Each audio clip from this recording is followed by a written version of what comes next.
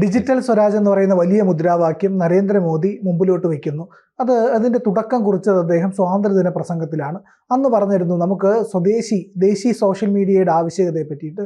ശരിക്കും അതിലേക്കൊരു വലിയ ആവശ്യകതയാണ് അത്. ശരിക്കും പറഞ്ഞാൽ അതിലേക്ക് പുതിയ ഒരു നീക്കം ഉണ്ടാകുന്നുണ്ടോ മാഷേ എന്തെങ്കിലും? തീർച്ചയായിട്ടും ഉണ്ടാകുന്നുണ്ട്. അതാണ് ഏറ്റവും ഒടുവിലത്തെ ഒരു വിവരം. ഈ GTRI എന്ന് പറഞ്ഞിട്ട്, അതായത് ഗ്ലോബൽ ട്രേഡ് റിസർച്ച് ഇനിഷ്യേറ്റീവ് എന്ന് പറയുന്ന ഒരു മൂവ്മെൻറ്റ്. ആ മൂവ്മെൻറ്റ് ഈ ആഗോള വ്യാപാരത്തിൽ അനിവാര്യമായി ഉണ്ടാകേണ്ട ചലനങ്ങളെക്കുറിച്ച് സൂക്ഷ്മമായിട്ട് പഠിക്കുകയും റിപ്പോർട്ട് ചെയ്യുകയും ചെയ്യുന്ന ഒരു രേഖയാണ്. ആ രേഖയിൽ 2024 അവരുടെ വാർഷിക റിപ്പോർട്ട് ഇന്ത്യക്ക് പുതിയ വെളിച്ചം നൽകുന്നുണ്ട്, അല്ലെങ്കിൽ ഇന്ത്യക്ക് പുതിയ ഉത്തേജനം നൽകുന്നുണ്ട്. ഇന്ത്യക്ക് മുന്നോട്ട് പോകാൻ അനിവാര്യമായ ചില ജാലകങ്ങൾ തുറന്നു വെക്കുന്നുണ്ട്. അതാണ് പ്രധാനപ്പെട്ട ഒരു കാര്യം. പ്രധാനമന്ത്രി സ്വാതന്ത്ര്യദിന പ്രഭാഷണത്തിൽ പറഞ്ഞപ്പോൾ അതിൻ്റെ ഗൗരവം നമുക്ക് മനസ്സിലായില്ലെങ്കിൽ അതിന് ഉപോത്ബലകമായ ആക്ഷൻ പ്ലാനും ഡാറ്റയും ഒക്കെ ആയിട്ടാണ് GTRIയുടെ റിപ്പോർട്ട് വന്നിരിക്കുന്നത്. ആ രേഖ എന്താണെന്ന് ആലോചിച്ച് നോക്കൂ. നമ്മളിപ്പോഴും ഞെട്ടിക്കുന്നൊരു രേഖയാണ്. നമ്മൾ സ്വരാജ് എന്ന് നമുക്ക് പരിചയമുണ്ട് ചരിത്രത്തിൽ. ഹിന്ദ് സ്വരാജാണ് മഹാത്മാഗാന്ധിയുടെ വലിയ മുദ്രാവാക്യം. ഇന്ത്യൻ നാഷണൽ കോൺഗ്രസിൻ്റെ വലിയ മുദ്രാവാക്യമായിരുന്നു. സ്വാതന്ത്ര്യത്തിലേക്ക് നമ്മെ നയിച്ചത്. രാഷ്ട്രീയമായ അടിമത്തത്തിൽ നിന്ന് സമ്പൂർണ്ണമായ സ്വയംഭരണത്തിലേക്ക് ഇന്ത്യയെ നയിക്കണം എന്നതിന് അതിൻ്റെ അർത്ഥം. സ്വാതന്ത്ര്യം കിട്ടിയിട്ട് 78 കൊല്ലം കഴിഞ്ഞു. ഇപ്പോഴും നമ്മൾ സ്വാതന്ത്ര്യദിനത്തിൽ മുഴക്കുന്നത് മറ്റൊരു മുദ്രാവാക്യമാണ്. എന്താണത്? ഡിജിറ്റൽ സ്വരാജ് എന്ന് പറഞ്ഞാൽ എവിടെയോ നമ്മളിപ്പോഴും സ്വതന്ത്രരല്ല. ഡിജിറ്റൽ സാങ്കേതിക വിദ്യയിൽ നമ്മളിപ്പോഴും അടിമത്തമാണ്. എന്താ കാരണം? ഈ റിപ്പോർട്ട്, GTRIയുടെ റിപ്പോർട്ട് പറയുന്ന പ്രധാനപ്പെട്ട 3 മേഖലകൾ ഇപ്പോഴും നമ്മൾ എവിടെയാണ്? നമ്മൾ ആരെയാണ് നമ്മൾ ആശ്രയിക്കുന്നത്? ഇപ്പോഴും നമ്മളിപ്പോൾ സോഷ്യൽ മീഡിയ നമ്മളെ കമ്മ്യൂണിക്കേഷൻ രംഗമാണ്. നമ്മുടെ പ്രധാനപ്പെട്ട എല്ലാതരം ഡോക്യുമെൻറ്റേഷനും നമ്മുടെ രേഖകളും നമ്മുടെ ഡാറ്റയും നമ്മുടെ ഓപ്പറേഷനും മുഴുവനും നടക്കുന്നത് ഏതടിസ്ഥാനത്തിലാണ്? ഈ പുതിയ ഡിജിറ്റൽ മേഖല. ഈ ഡിജിറ്റൽ മേഖല ആരുടെ കയ്യിലാണ്? നമ്മൾ ഉപയോഗിക്കുന്നത് ഗൂഗിൾ ഇല്ലെങ്കിൽ നമ്മളില്ല, മൈക്രോസോഫ്റ്റ് ഇല്ലെങ്കിൽ നമ്മളില്ല. ഒന്നാലോചിച്ച് നോക്കൂ. യൂട്യൂബ് ഇല്ലെങ്കിൽ നമ്മളില്ല, ഫേസ്ബുക്ക് ഇല്ലെങ്കിൽ നമ്മളില്ല. ഈ മെറ്റ ഇല്ലെങ്കിൽ നമ്മളില്ല, എക്സ്, ട്വിറ്റർ, ഏതെടുത്താലും ഇത് ലോകത്തിൻ്റേതാണ് എന്ന് പറയുന്നതിലേറെ അതിൽ അപൂർവം ചിലത് മാത്രമേ ഉള്ളൂ. ഇപ്പോൾ ഈ ചാറ്റ് ബോക്സ് പോലെ സ്ഥലങ്ങൾ, ഇപ്പോൾ ചൈനയുടെയൊക്കെ അപൂർവമേ ഉള്ളൂ. ആ രംഗത്ത് നമ്മളിപ്പോഴും ആരുടെ അടിമയാണ്? സമ്പൂർണ്ണമായി അമേരിക്കനാണ് ഈ സാധനങ്ങൾ മുഴുവൻ.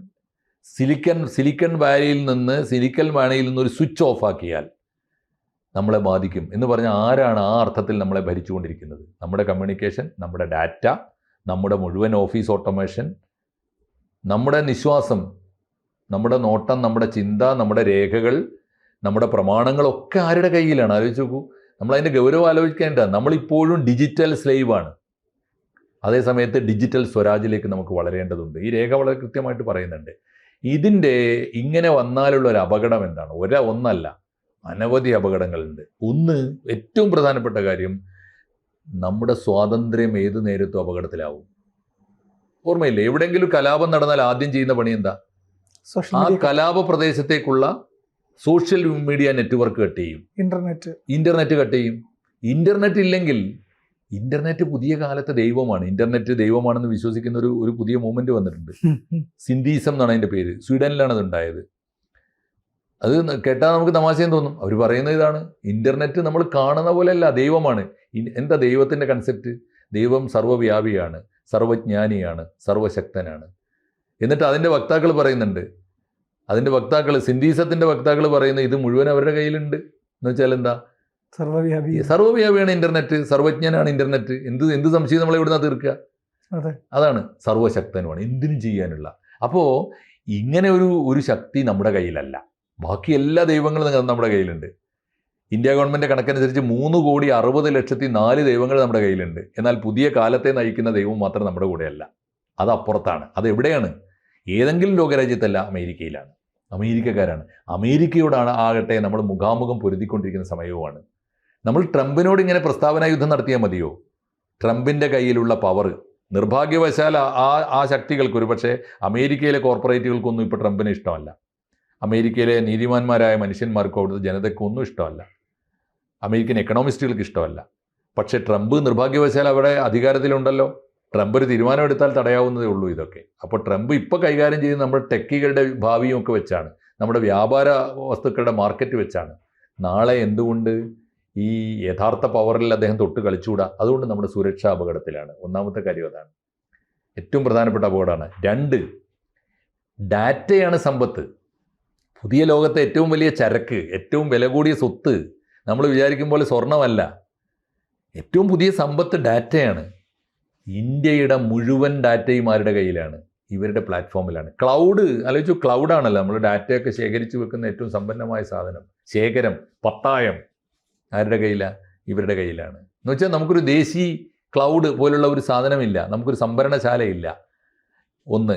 രണ്ടാമത്തെ കാര്യം, അതാണ് രണ്ടാമത്തെ കാര്യം, നമ്മുടെ ഡാറ്റ നമ്മുടെ കയ്യിലല്ല. അതൊന്ന് ആലോചിച്ച് നോക്കൂ. നമ്മുടെ സ്വത്ത് മുഴുവനും ആരാൻ്റെ പത്തായത്തിലാണെങ്കിൽ അവനത് തോന്നുമ്പോൾ എടുത്തുകൊണ്ട് പോയി എന്ത് ചെയ്യാൻ പറ്റും? 2, അത് ദുരുപയോഗപ്പെടുത്താം നമ്മുടെ ഡാറ്റ. മൂന്നാമത്തെ ഒരു കാര്യം, ഇവൻ നിശ്ചയിക്കുന്ന റേറ്റ്. ഇപ്പോൾ ലോകത്ത് നല്ല കോമ്പറ്റീഷൻ ഉള്ളതുകൊണ്ട്, നല്ല കോമ്പറ്റീഷൻ, അമേരിക്കൻ കമ്പനികൾ തമ്മിൽ തന്നെയുള്ള നല്ല മത്സരം ഉള്ളതുകൊണ്ട് ഇപ്പോൾ അവർ നിശ്ചയിക്കുന്ന റേറ്റാണ്. ആ റേറ്റിന് നമുക്ക് ഇൻ്റർനെറ്റ് കൊടുക്കാൻ പറ്റും, ആ റേറ്റിന് നമുക്ക് ഡാറ്റ ഉപയോഗിക്കാൻ പറ്റും. പക്ഷേ ആ റേറ്റ് ആരാ തീരുമാനിക്കുക? അന്തിമമായി അവനാണ് തീരുമാനിക്കുക.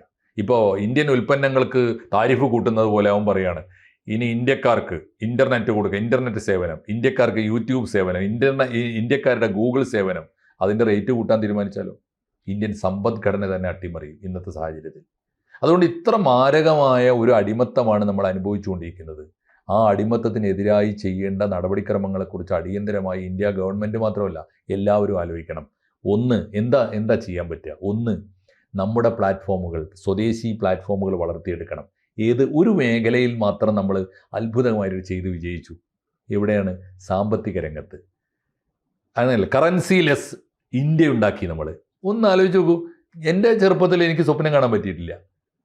ഒരു 50 കൊല്ലം മുമ്പ് സ്വപ്നം കാണാൻ പറ്റില്ല. അന്ന് ഞാൻ 10 വയസ്സുള്ള കുട്ടിയാന്ന് വിചാരിച്ചോ. എനിക്ക് സ്വപ്നം കാണാൻ പറ്റിയില്ല. നോട്ടില്ലാതെ, കയ്യിൽ കാശില്ലാതെ, പേഴ്സ് നഷ്ടപ്പെട്ടാൽ ദൈവമേ എൻ്റെ എല്ലാം തീർന്നു എന്ന് വിചാരിച്ച് പള്ളക്കടിച്ച് നിലവിരിച്ചിരുന്ന നമ്മൾ. എന്തിന് പേഴ്സ്, എന്തിന് കാശില്ലാതെ വെറും കൈയോടെ ലോകത്തിലെവിടെയും സഞ്ചരിക്കാവുന്ന ഇന്ത്യക്കാരനുണ്ടായി. പോക്കറ്റടി എന്ന് പറയുന്ന കലയില്ല. ആർക്കും പോക്കറ്റ് അടിക്കാൻ പറ്റില്ല. അതേസമയത്ത് സൈബർ കുറ്റകൃത്യങ്ങൾ വേറെ നടക്കുന്നുണ്ട്. അത് വരുമല്ലോ. ഒരു സാധ്യത വരുമ്പോൾ അതിൻ്റെ കുറ്റകൃത്യങ്ങളും വരും. എന്തായാലും UPI, നമ്മുടെ UPI വിജയിച്ചില്ലേ? UPI വിജയിച്ചതിൻ്റെ ഗുണം എന്ന് വെച്ചാൽ UPI ഒരു കമ്പനിയല്ല, എല്ലാവർക്കും ഉപയോഗിക്കാവുന്ന വലിയൊരു പ്ലാറ്റ്ഫോം ഉണ്ടാക്കി കൊടുക്കുകയാണ്, സ്വകാര്യ വ്യക്തിക്കും അതാണ് സർക്കാരിനും ഒക്കെ. അപ്പോൾ നമുക്ക് ഗൂഗിൾ പേയോട് മത്സരിക്കാൻ നമുക്ക് റൂപേ ഉണ്ട്, നമുക്ക് പേടിഎം ഉണ്ട്, ഭാരത് പേ ഉണ്ട്, ഒരുപാട് എണ്ണം ഉണ്ടാക്കി. അതിൻ്റെ അർത്ഥം എന്താ? അതിന് നമ്മളൊരു കൊട നിവർത്തി കൊടുത്തു. അതാണ് ഈ UPI. അപ്പോൾ അങ്ങനെയുള്ള ഒരു പ്ലാറ്റ്ഫോം, നമ്മൾ വിജയിച്ച മാതൃക നമ്മുടെ കയ്യിലുണ്ട്. അത് വെച്ചുകൊണ്ട് അത് മറ്റു മേഖലയിലും കൊണ്ടുവരണം, കമ്മ്യൂണിക്കേഷനിൽ കൊണ്ടുവരണം, നമ്മുടെ പ്ലാറ്റ്ഫോമുകൾ വരണം, ക്ലൗഡ് പോലുള്ള സംവിധാനങ്ങൾ നമുക്ക് വേണം, നമ്മുടേതായ കമ്മ്യൂണിക്കേഷൻ ചാനലുകൾ വേണം.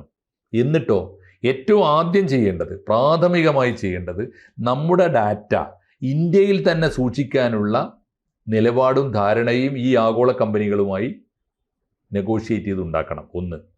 രണ്ടാമത്തെ കാര്യം, ആഗോള കമ്പനികളോട് മത്സരിക്കാൻ ശേഷിയുള്ള ബൗദ്ധികമായ ശേഷി നമുക്കുണ്ട്. ഈ ആഗോള കമ്പനികളുടെയൊക്കെ ശേഷി ആരാ? ഒന്നാലോചിച്ചു, മൈക്രോസോഫ്റ്റിൻ്റെ തലപ്പത്താരാ? ഗൂഗിളിൻ്റെ തലപ്പത്താരാ? ഒന്നാലോചിച്ചു. നമ്മൾ പറയാറുണ്ട്, ഞാൻ തമാശക്ക് പറയുന്നൊരു ഉദാഹരണമുണ്ട്. 2 ലോകത്തിലെ ഏറ്റവും വമ്പന്മാരായ ഈ ഡിജിറ്റൽ ഭീമന്മാരുടെ തലപ്പത്ത് 2 ഇന്ത്യക്കാരാണ്. എന്നാലോചിച്ച് നോക്കൂ. മൈക്രോസോഫ്റ്റിൻ്റെ തലപ്പത്ത് ഇദ്ദേഹമാണ്, നമ്മളെ എന്താ അദ്ദേഹത്തിൻ്റെ പേര്, ഈ സുന്ദർ അല്ലേ? അല്ല, ഗൂഗിളിൻ്റെ തലപ്പത്താണോ? ഗൂഗിളിൻ്റെ തലപ്പത്ത് സുന്ദർ പിച്ചൈയാണ്. സുന്ദർ പിച്ചൈ എന്ന് പറഞ്ഞാൽ ആലോചിച്ചല്ലോ, സുന്ദർ രാജൻ പിച്ചൈ ഇവിടുത്തേരനാണ്, നമ്മൾ തമിഴ്നാട്ടുകാരൻ, മധുരക്കാരനാണ്. ആ പയ്യനാണ്. ഇപ്പോൾ 50 വയസ്സേ ഉള്ളൂ. അദ്ദേഹമാണ് അതിൻ്റെ തലപ്പത്ത്. മൈക്രോസോഫ്റ്റിൻ്റെ തലപ്പത്തോ? അതായത് മൈക്രോസോഫ്റ്റിൻ്റെ തലപ്പത്ത് മറ്റേ ചങ്ങാതിയാണ്, എന്താണ് പറയുക, സത്യനാരായണൻ അതല്ല എന്ന് പറയുന്നൊരു ഹൈദരാബാദുകാരനാണ്. അപ്പോൾ ഇതൊക്കെ സാധ്യമാണെങ്കിൽ ഇതെന്തുകൊണ്ട് സ്വകാര്യ മേഖലയും പബ്ലിക് സെക്ടറും കൂടി, പൊതുമേഖലയും സ്വകാര്യ മേഖലയും കൂടി യോജിച്ചുകൊണ്ട് മൈക്രോസോഫ്റ്റിനോടും ഗൂഗിളിനോടും ആപ്പിളിനോടും ഒക്കെ മത്സരിക്കുന്ന, സിലിക്കൺ വാലിയോട് മത്സരിക്കുന്ന ഒരു വാലി നമുക്ക് എന്തുകൊണ്ട് ഉണ്ടായിക്കൂടാ? അപ്പോൾ സ്വകാര്യ മേഖലയും പൊതുമേഖലയും കൂടി ചേർന്നുകൊണ്ട് ആദ്യം വേണ്ടത് നമ്മുടെ ഡാറ്റ നമുക്ക് തന്നെ സൂക്ഷിക്കാവുന്ന ഇന്ത്യൻ ഡാറ്റ ഇന്ത്യയുടെ സ്വന്തം സ്വത്തായിരിക്കുന്ന നമ്മുടെ നിയന്ത്രണത്തിലിരിക്കുന്ന ഒരവസ്ഥ ഉണ്ടാക്കുക. ആഗോള മാധ്യമങ്ങളോട് മത്സരിക്കുന്ന സോഷ്യൽ മീഡിയ പ്ലാറ്റ്ഫോമുകൾ നമുക്ക് സ്വന്തമായി വളർത്തിയെടുക്കുക. നമ്മുടെ ഡാറ്റയ്ക്ക് നമ്മൾ വില നിശ്ചയിക്കുന്ന ഒരവസ്ഥ ഉണ്ടാക്കുക. ലോകത്തിലെ ഏതെങ്കിലും ഒരു അമേരിക്കൻ മുതലാളി തീരുമാനിച്ചാൽ നമ്മുടെ കമ്മ്യൂണിക്കേഷൻ അറ്റുപോകുന്ന, പിന്നെ നമ്മുടെ നാവ് നിലച്ചു പോകുന്ന, പിന്നെ നമുക്ക് കാത് കെട്ടി നടക്കേണ്ട ഒരവസ്ഥ ഇല്ലാത്തൊരവസ്ഥ ഉണ്ടാക്കുക എന്ന് പറഞ്ഞാൽ ഒരു രണ്ടാം സ്വാതന്ത്ര്യ സമരം എന്നാണ് അതിനെ വിളിക്കേണ്ടത്. ഒരു ഡിജിറ്റൽ ഫ്രീഡം മൂവ്മെൻറ്റ്. അതിന് നമ്മൾ വിളിക്കുന്ന, ആ സ്വപ്നത്തിന് നമ്മൾ വിളിക്കുന്ന മനോഹരമായൊരു പേരാണ് digital Hind, digital Swaraj. Digital Swaraj ആയിരിക്കണം പുതിയ കാലത്തെ മുദ്രാവാക്യം. കാത്തിരിക്കാൻ കാലമില്ല. നമ്മൾ പണ്ട് ഈ ക്വിറ്റ് ഇന്ത്യ സമരത്തിലൊക്കെ വിളിച്ചിരുന്ന മുദ്രാവാക്യമാണ്. നമുക്ക് കാലമേറെ ഇല്ല, കാത്തിരിക്കാൻ നേരമില്ല, കാത്തിരിക്കുമ്പോൾ വൈകും, ടുമോറോ ഈസ് ടു ലേറ്റ്. ഒരു നിമിഷം വൈകിയാൽ അത്രയും വൈകിപ്പോവും. അടിയന്തരമായി വേണ്ടത് ഈ ഇന്ത്യൻ പ്ലാറ്റ്ഫോമുകൾ, ഇന്ത്യൻ സാങ്കേതിക വിദ്യ, ഇന്ത്യൻ ഡിജിറ്റൽ സെക്ടർ വളർത്തിയെടുക്കുകയാണ്. ആ യുദ്ധത്തിൽ അതൊരു സ്വാതന്ത്ര്യ സമരം തന്നെയാണ്. അധികകാലമില്ല, ഇത് 2025. നമ്മൾ പറയും 2050 സ്വപ്നം. അത്ര നീട്ടിവെച്ചാൽ കാലം വല്ലാതെ വൈകിപ്പോവും. 2030 എന്നാണ് ഈ റിപ്പോർട്ടിൽ പറയുന്നത്. 2030 മുമ്പ് ഡിജിറ്റൽ സ്വരാജ് നേടിയെടുത്തില്ലെങ്കിൽ ഇന്ത്യ വലിയ അപകടത്തിലേക്ക് പോകുന്നു. അതുകൊണ്ട് അടിയന്തരമായി അടുത്ത 5 കൊല്ലം ഒരു കടുത്ത സ്വാതന്ത്ര്യ സമരത്തിലേക്ക്. ആ സ്വാതന്ത്ര്യ സമരം തെരുവിൽ മുദ്രാവാക്യം വിളിച്ചിട്ടും ഉപ്പ് കുറുക്കിയിട്ടും വസ്ത്രങ്ങൾ കത്തിച്ചും ഉണ്ടാക്കിയെടുക്കേണ്ടതല്ല. നമ്മുടെ മനസ്സ് കത്തിച്ച്, ബുദ്ധി കത്തിച്ച്, ഇന്ത്യൻ ബുദ്ധി ഉപയോഗപ്പെടുത്തി ഇന്ത്യ ഗവൺമെൻറ്റിൻ്റെ സൗമനസ്യത്തോടെ നേടിയെടുക്കേണ്ട ഒരു വലിയ ലക്ഷ്യമാണ് ഡിജിറ്റൽ സ്വരാജ്. അത് നമ്മുടെ മുദ്രാവാക്യം ആക്കിയില്ലെങ്കിൽ ഇന്ത്യയുടെ സ്വാതന്ത്ര്യം അക്ഷരാർത്ഥത്തിൽ പഴയ സ്വാതന്ത്ര്യമല്ല. യൂണിയൻ ജാക്കിൻ്റെ കൊടി പോയിട്ട് ത്രിവർണ്ണ പതാക ഉയർത്തിയാൽ സ്വാതന്ത്ര്യമായി എന്ന് വിശ്വസിച്ചിരുന്നത് 78 കൊല്ലം മുമ്പത്തെ സ്വപ്നമാണ്. പക്ഷേ പുതിയ കൊല്ലക്കാലത്തെ സ്വപ്നം അതല്ല. നമ്മുടെ വിരൽത്തുമ്പിൽ നിന്ന് ഗൂഗിൾ പോയിട്ട് ഒരു ഇന്ത്യൻ മീഡിയ വന്നില്ലെങ്കിൽ, നമ്മുടെ സ്വപ്നത്തിൽ നിന്ന് ആപ്പിൾ പോയിട്ട് ഒരു പുതിയ മാമ്പഴം വന്നില്ലെങ്കിൽ, ഇതാണ് നമുക്ക് സ്വാതന്ത്ര്യമില്ല എന്നാണ് എൻ്റെ അർത്ഥം. ഈ സ്വാതന്ത്ര്യ സമരത്തിലേക്ക് ഇറങ്ങിത്തിരിക്കുവിൻ. രാജ്യസ്നേഹികളായ ഇന്ത്യക്കാരെ വരുവിൻ. നിങ്ങളുടെ മക്കളെ രാജ്യത്തിന് ഡിജിറ്റൽ ഫ്രീഡം നേടിയെടുക്കാനുള്ള ഈ സ്വാതന്ത്ര്യ സമരത്തിലേക്ക് ഇറക്കി വിടുവിൻ എന്ന് ഇന്ത്യൻ മാതാക്കളോട്, ഇന്ത്യയിലെ മുഴുവൻ അമ്മമാരോടും ആഹ്വാനം ചെയ്യുന്ന റിപ്പോർട്ടാണ് GTRIയുടെ ഈ റിപ്പോർട്ട്. ഈ റിപ്പോർട്ട് കണ്ണു തുറന്ന് കാണാനും മനസ്സ് തുറന്ന് സ്വീകരിക്കാനും ഇന്ത്യൻ മനസ്സ് അടിയന്തരമായി തയ്യാറെടുക്കണം. ജാഗ്രതയോടെ ആ പോരാട്ടത്തിലേക്ക് നമ്മുടെ മക്കളെ ജാഗരൂകരാക്കി വിടണം. അതാണ് ഈ പുതിയ ആവശ്യം. പ്രധാനമന്ത്രി ചെങ്കോട്ടയിൽ നിന്ന് 2025 സ്വാതന്ത്ര്യദിനത്തിൽ വിളിച്ചു പറഞ്ഞതുണ്ടല്ലോ, അതിൻ്റെ അർത്ഥം എത്ര വിപുലമാണ് എന്ന് ഈ റിപ്പോർട്ട് ചൂണ്ടിക്കാണിക്കുന്നുണ്ട്. അത് എല്ലാവർക്കും ഉൾക്കൊള്ളാൻ സാധിക്കട്ടെ.